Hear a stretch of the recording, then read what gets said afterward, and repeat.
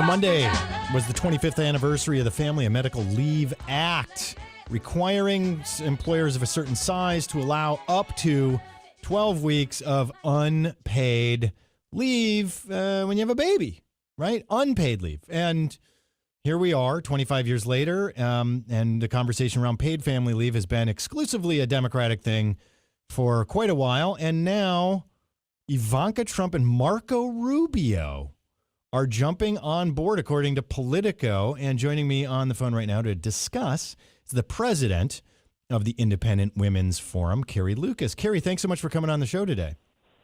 Yeah, thanks for having me on. Okay, so, paid parental leave. We are the only country in the industrialized world not to mandate paid leave for mothers of newborns. It's pretty much a couple of little countries like Lesotho and Swaziland that don't have it. No, I'm serious. And so, I have family in other countries, and they're like, oh, yeah, it was great. These nurses came, and they helped take care of things, and that's part of what we pay in taxes. So where are you? Where's the Independent Women's Forum on this idea of paid maternity leave? Well, I think I lived in Europe for a long time, and I think there are tremendous benefits to the European approach, but it's important to recognize there's also downsides. When you look at the status of women working overseas in EU countries where they have all these generous benefits, there are some real costs. Women are much less likely to be managers and professionals. They're about half as likely as men in the EU, where we're about equally likely here in the United States. And part of that is certainly because there is this expectation that women take an awful lot of time off from work. So I do think we've got to be careful, and because it would be, it's easy to just say, oh yeah, let's just give everybody benefits. It's a nice thing to do, but obviously there's costs and there's trade-offs. So that's why I think the Independent Women's Forum has been trying to find ways to focus on providing support to those who really need it, but not disrupting the employment contracts of everybody who likes their permanent compensation practices. Because it's important to remember that although it's not required in the U.S., most full-time workers do have paid time off, and some have more generous paid time off than a lot of the proposals out there. So we have to be careful. Especially in Silicon Valley here, we have very generous paid time off for new parents, including the dads, right? So it is. We have, but we have a lot of employers here in California as well that there's nothing. And I want to challenge you on a couple of things. One, that is a very loose correlative effect between the number of male and female managers and the family medical leave. I've never seen causative science behind that. That's a very loose correlation. But secondly, I would suggest something that I would rephrase very differently from how you just phrased it, that some women need it more than others. Is there a woman and a child, especially with a newborn baby? Is there a newborn baby? Is there any science that says that newborn baby doesn't need a lot of touching and holding, especially in those first couple of formative months of life? Every piece of science I've read in the last 7 to 10 years says it's critically important. So, of course, but just because we all need things doesn't mean we need the government to provide it for us. And if you're making $1 million working in Silicon Valley and you're getting huge employer benefits you're getting huge maternity benefits from your employer, then I don't see a reason why taxpayers should have to fund you. Obviously, resources are finite, and so I think it's important that we focus on targeting aid to those who need it, and that's. Somebody making $1 million, I don't think needs the federal government to provide a maternity leave for them. So let's dive into this then. So it's the 25th anniversary of the Family and Medical Leave Act. Carrie Lukas, president of the Independent Women's Forum, is joining me. There's a new proposal from the Republicans about paid family leave, right, for those in need.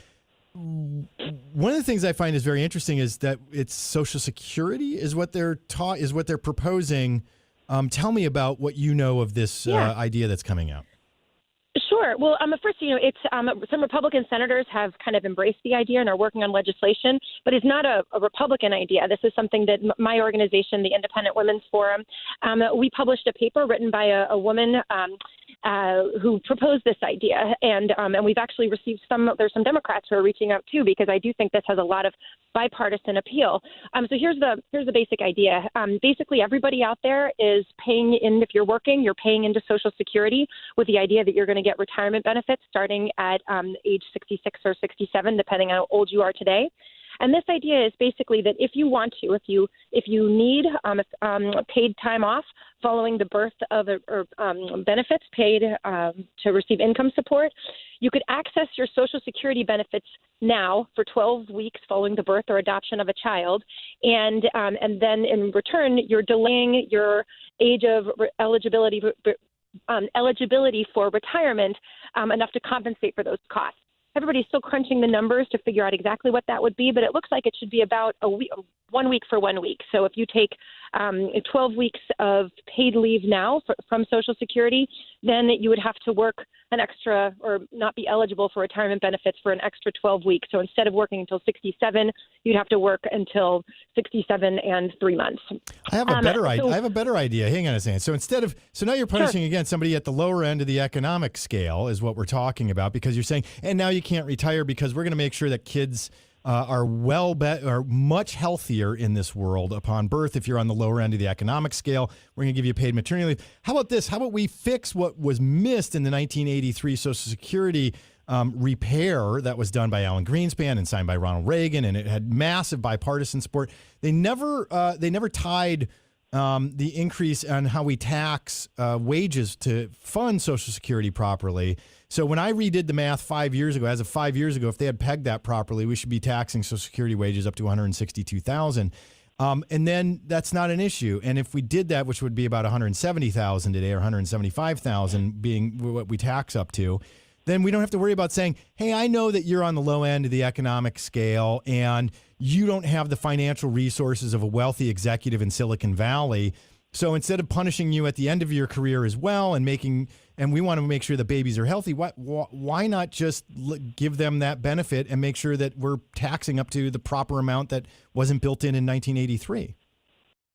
Well, I mean, there's been a lot of research on, we can debate. I mean, this is kind of you want to raise taxes on the rich, we may as well just create a whole new entitlement program and fund it more. There's that's kind not of what no I said. end to how much No, Carrie, stop. Fine. No, I didn't say that. Don't put words in my mouth that I didn't say.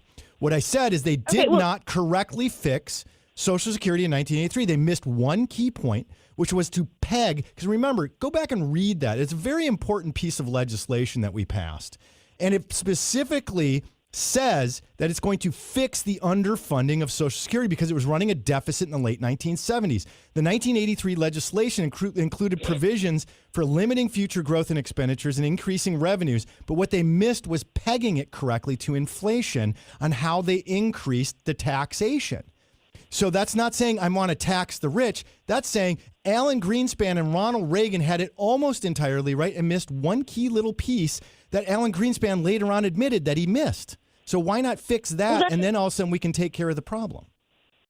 Well, obviously it's a tremendous, if you started taxing people who are making, in places like San Francisco and Silicon Valley and New York City, people making $120,000 or whatever it is that the Social Security, that between that 120 and 160, or wherever you're thinking that we should levying the 12% payroll tax on that income. That's fine, and that's something for us to debate. It really has nothing to do with our conversation right now, though.